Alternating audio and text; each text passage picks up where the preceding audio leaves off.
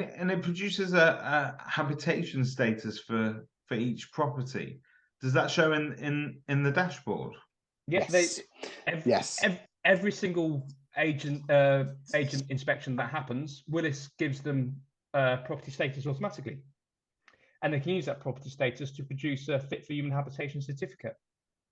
And that certificate just proves to the landlord that your property is okay to rent, or your property has these issues. It's fine, but you need to get these maintenance issues repaired, or this damp sorted. And then it's being used as a selling tool as well, because a lot of agents have started to use our midterms on valuation, and then they're producing the certificate to their new landlords and go, we can manage your property, it's fit for human habitation. There's the proof, there's the kind of risk assessment that we've done on your property.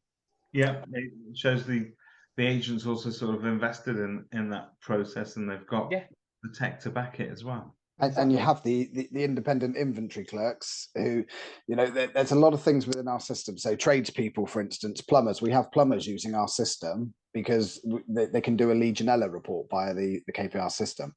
And obviously that is a chargeable report that, plumbers will do. So they use the system to do the Legionella's report.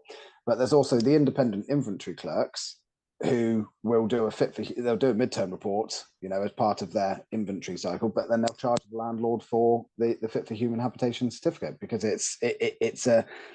they're additional earners or potential earners for clients should they choose to kind of utilize it. But the Ffhh, as we know at the moment, with that sad incident in Rochdale, it's going to be brought much more into the spotlight, probably quicker than the white paper and the levelling up paper kind of suggested, but the spotlight was shone on it from that. But this is just exasperating the issue.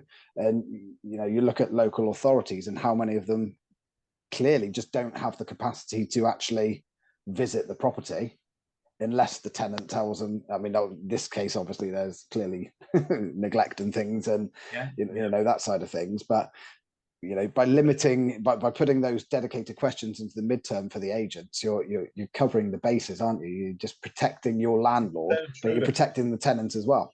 That news story, it is particularly emotive because it was a child as well, but it sort of ripped through the headlines everywhere, and it seems to really have sort of taken hold of our industry, because you can see how quickly government have directly reacted to that, Michael Gove and his department.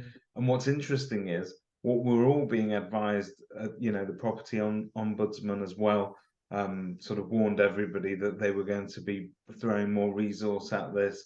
It's clearly something it's not going away. It's something that needs to be addressed, and it's something that as managing agents, we probably can only prove that we're doing our job by regularly inspecting, by clearly documenting it, and avoiding conflict later on down the line by getting the tenant to have a clear copy of that and an acknowledgement that they've received that, and that both parties are reporting the same two sides of that one story. But yes, it's you're on a similar footing, and I think it's going to be so important for compliance going forward. And you're right, this will fast track it a lot quicker than any white paper, because unfortunately it's these sort of things that grab the public's attention. Very much so.